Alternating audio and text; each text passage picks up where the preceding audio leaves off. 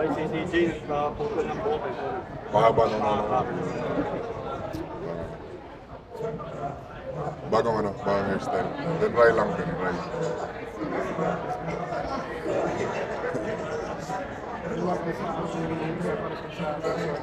Okay naman. So far, maganda naman yung tinatakbo namin sa practice. Maganda naman yung practice namin. So, ayun, sana maano namin. Like sa Saturday, may kami, may tune-up game kami. So, okay naman. Nakapagpahinga naman ako. Nakapag-relax naman ako. So, yun yung so ayan, dahan-dahan muna sa practice. Pero,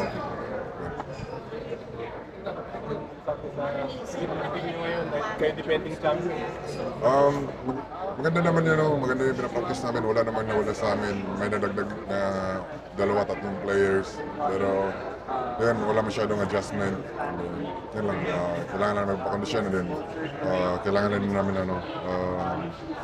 yun nga, kailangan din namin magpalakas, kondisyon kasi maganda namin yung season na to, lalo na yung conference na to kasi nga, kami yung depending, so kailangan defend yung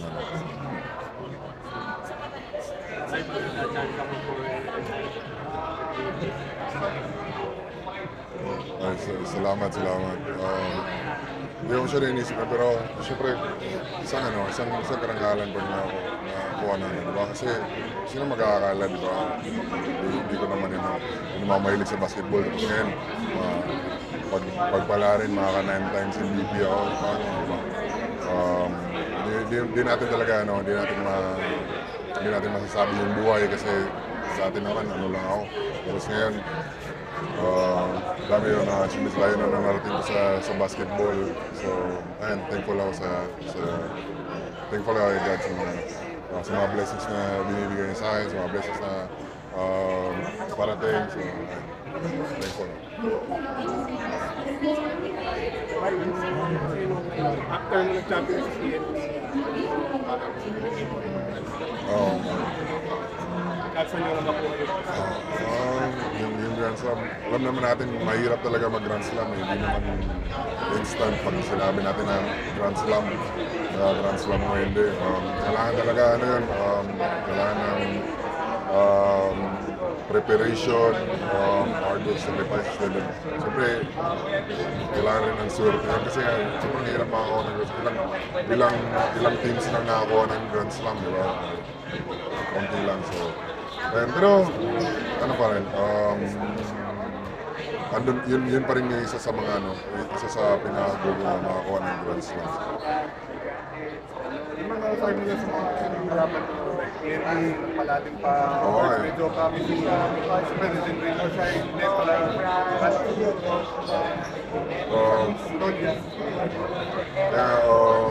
yung competition nga, sobrang hirap na ng competition kasi yung ibang teams nga napapalakas, di ba? So, kami rin naman gusto rin namin magpalakas palalo kasi may goal rin kami, gusto rin namin mag-champion, so yun pinag-goal rin namin.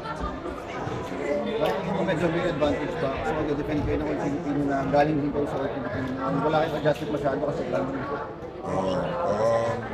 Pero yun yung pressure na sa amin din. Pero ano naman yun, good pressure naman yun kasi defend namin yung crown. Pero yun nga, sabi nga ni coach na may target daw kami sa back namin kasi nga kami yung defending champion.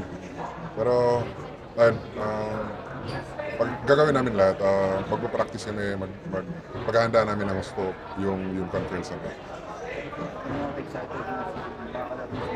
See? Siyempre, excited daw na makasama siya. So far, maganda yung pinapractice niya sa pati rin si Mantua at saka yung Justin.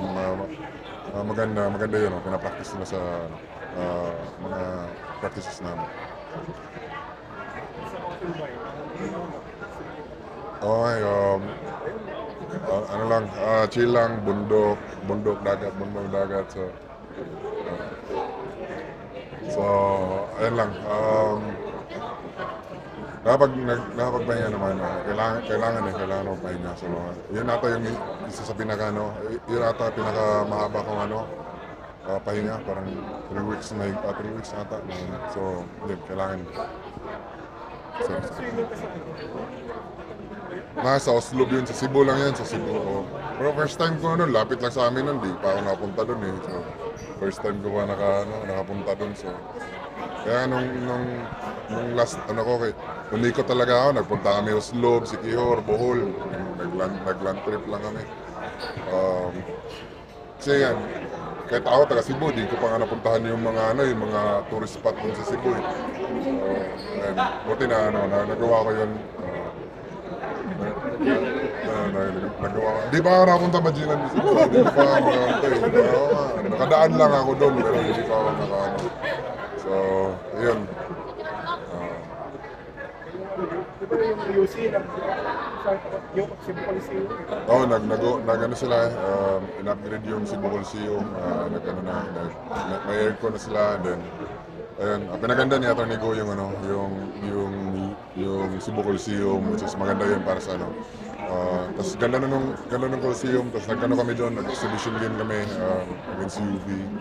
So, ayan, sana yung PBA may laro doon sana magpalaro sa Cebu. Then Cebu Coliseum, pwede yun sa Cebu Coliseum.